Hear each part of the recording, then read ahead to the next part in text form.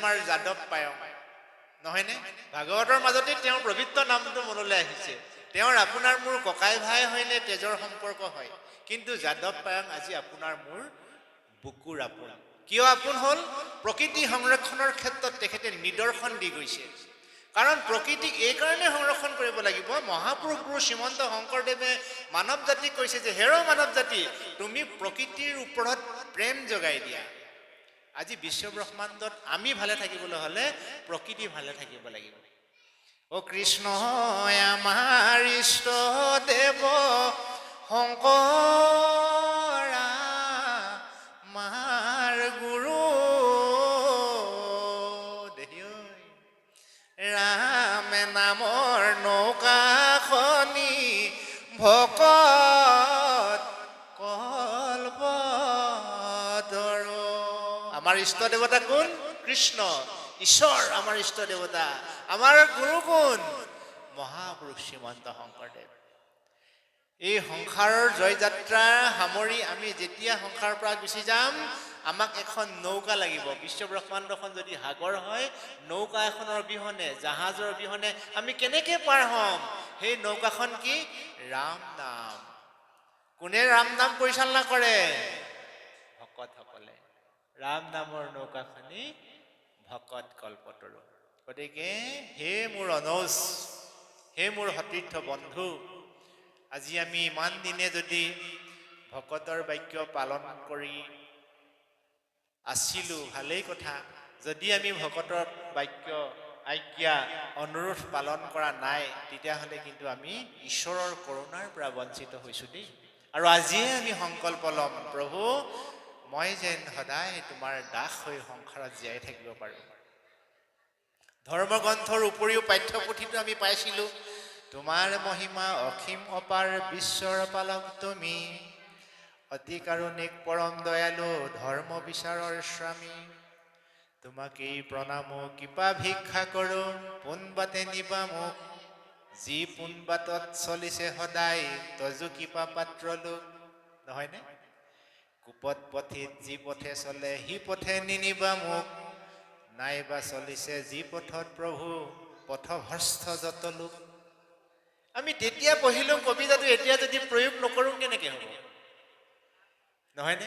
আমি ইয়াত প্ৰয়োগ কৰিব লাগিব। ঘৰখনত ধুনীয়া খাদ্য ভৰি আছে পাকঘৰত, আপুনি ৰান্ধক আকৌ, নিজেও খাওক আনকো খুৱাওক, তেতিয়াহে ভিতৰত থকা সুস্বাদু আহাৰৰ মূল্য পাব।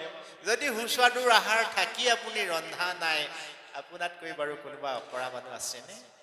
গতিকে আমি জীৱশ্ৰেষ্ঠ মানুহ হিচাপে ঈশ্বৰক এটাই প্ৰাৰ্থনা কৰিব লাগে, প্ৰভু বিশ্ব ব্ৰহ্মাণ্ডত অগণন মানুহে সফলতাৰ শিখৰত আৰোহণ কৰিছে আৰু অগণন মানুহে জীৱনত অন্ধকাৰ গহ্বৰত কক বকাই আছে। গতিকে সেই অন্ধকাৰ কক বকাই থকা গতলৈ তুমি মোক নিনি সফলতাৰ যিসকলে উপনীত হৈছে, মোক তুমি তালৈ লৈ যোৱা। এই যিটো আবেদন, এই যিটো প্ৰাৰ্থনা, এই যিটো ভগৱন্তৰ প্ৰতি কৰা বিনম্ৰ সেৱা, ভগৱন্তই ভকতক সদায় কৃপা কৰিব। আমি যি বিচাৰো তাকেহে পাম। সেইকাৰণে ভগৱন্তক আমি আশা কৰি প্ৰাৰ্থনা কৰিব নালাগে। মোৰ আইসকলৰ জ্ঞাতাৰ্থে আমি এটি কথা কৈ থওঁ, ভগৱানক আশা কৰি যদি আপুনি প্ৰাৰ্থনা কৰে, তেতিয়াহ'লে আপোনাৰ সেই আশাটোহে পূৰণ হ'ব, বাকীখিনি ৰৈ যাব। ভগৱন্তক নিৰাশ ভাৱেৰে সৰ্বস্ব দি দিয়ক না, ভগৱন্তে আপোনাক গোটেইখিনি দিব। যদি আপুনি ভগৱন্তক এটা আশা কৰি খোজা যায়, প্ৰভু সেই আশাটো আপোনাক পূৰণ কৰিব, কিন্তু বাকী আশাখিনি ৰৈ যাব। সেইকাৰণে নিৰাশভাৱে ভগৱন্তকে আমি সৰ্বোচ্চ অৰ্পণ কৰি পেলাই যদি আমি ঈশ্বৰক প্ৰাৰ্থনা কৰোঁ, শ্ৰদ্ধা কৰোঁ, ভক্তি কৰোঁ, সেৱা কৰোঁ, ঈশ্বৰে আমাৰ আটাইখিনি অভাৱ আজি নহয় কালিলৈ, এদিন হ'ব আমাৰ উন্নতি, উজ্বলাম লাহে লাহে জনম ভূমি, এটুপ এটুপ পৰি ডাৱৰৰ পানী পৰি ভৰি গ'ল বহল সাগৰ। এই বিশ্ব ব্ৰহ্মাণ্ডও এদিন সৃষ্টি হোৱা নাই, এই সংস্কাৰমুখী জীৱনটো এদিনতে সৃষ্টি হোৱা নাই। আমাৰ জীৱনৰ প্ৰত্যেকৰে সমস্যাবোৰ একেদিনাই কেতিয়াও শেষ হৈ নাযায়। গতিকে আজি বদ অভ্যাসবিলাক এৰিলো। বদ অভ্যাস এৰাৰ লগে লগে আমাৰ মনলৈ সৎ অভ্যাস উদয় হৈ গ'ল। সৎ অভ্যাস উদয় হোৱাৰ লগে লগে দেখিব যে মানুহজন কথা বতৰাত আগতকৈ ধীৰ স্থিৰ হ'ল, কৰ্মবিলাক আগতকৈ সুন্দৰ হ'ল, আচৰণবিলাক মানুহৰ অনুকৰণীয় হ'ল, তেখেতৰ ভাৱ ভাষা ৰীতি নীতি মানুহে বখা নিবলৈ ধৰিব আৰু দেখিব যে তেওঁক অনুকৰণ কৰি হাজাৰজনেৰে সেই পথ নিজৰ সম্বল হিচাপে ল'ব। গতিকে ধৰ্মশাস্ত্ৰই মানুহক সদায় অমায়িক হ'বলৈ শিকায়। ধৰ্মশাস্ত্ৰই মানুহক সদায় সফলতাৰ শিখৰত আৰোহণ কৰিবলৈ শিকায়। সেইবাবে আমি জীৱশ্ৰেষ্ঠ মানুহ হিচাপে ধৰ্মক আওজনি লৈ যদি জীৱন নিৰ্বাহ কৰোঁ, তেতিয়াহ'লে আমি এই জীৱনটো সফল কৰিব পাৰিম। এই জীৱনটো কেৱল নিজৰ কাৰণে নহয়। আমি ভাবোঁ যে মোৰ উন্নতি হ'লে অকল মোৰ বা ঘৰখন বা আত্মীয় স্বজনহে হ'ব, এনে কথা নহয়। আমি সামাজিক সম্পত্তি, আমাৰ নামটোৰ পিছত উপাধিটো আমি বৰ্তমান সময়ত জীৱন্ত অৱস্থাতহে আমাৰ প্ৰয়োজন হয়। আমি সচৰাচৰ মানুহ হিচাপে পৰিচালিত হ'বলৈহে আমাৰ গগৈ, বৰুৱা, মাউত, শইকীয়া, শৰ্মা ইত্যাদি ইত্যাদি উপাধিবিলাক হয়। কিন্তু মানুহজন যেতিয়া ঊৰ্ধ্বগামী হ'ব, তেওঁ উপাধিটোৰ কোনো কাম নাই। যেনে অগণন আছে। আজি আমাৰ যাদৱ পায়ং, নহয়নে? ভাগৱতৰ মাজতে তেওঁৰ পবিত্ৰ নামটো মনলৈ আহিছে। তেওঁৰ আপোনাৰ মোৰ ককাই ভাই হয়নে, তেজৰ সম্পৰ্ক হয়, কিন্তু যাদৱ পায়ং আজি আপোনাৰ মোৰ বুকুৰ আপোন। কিয় আপোন হ'ল? প্ৰকৃতি সংৰক্ষণৰ ক্ষেত্ৰত তেখেতে নিদৰ্শন দি গৈছে।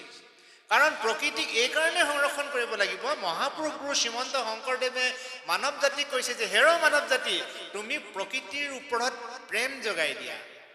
আজি বিশ্ব ব্ৰহ্মাণ্ডত আমি ভালে থাকিবলৈ হ'লে প্ৰকৃতি ভালে থাকিব লাগিব। আমি যে ইন্ধন ব্যৱহাৰ কৰোঁ, আইসকলে গম পাব যে চৌকাত গেছৰ অবিহনে আমি ৰন্ধন কৰিব নোৱাৰোঁ।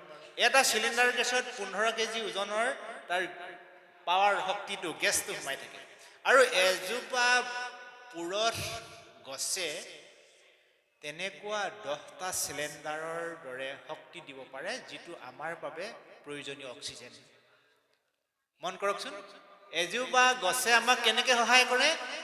জীৱৰ জীয়াই থকাৰ যিটো শক্তি অক্সিজেন, এই অক্সিজেন উৎপাদন ক্ষমতাটো কেৱল গছৰহে আছে। গতিকে এজোপা গছে আমাক যথেষ্টখিনি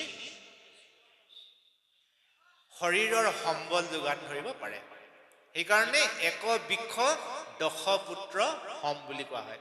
গতিকে শৰৎ বৰ্ণনাত গুৰুজনাই ইমান গছৰ নাম উল্লেখ কৰিছে, ইমান ফুলৰ নাম উল্লেখ কৰিছে, অগণন ফুলৰ নাম ফলৰ নাম উল্লেখ কৰিছে।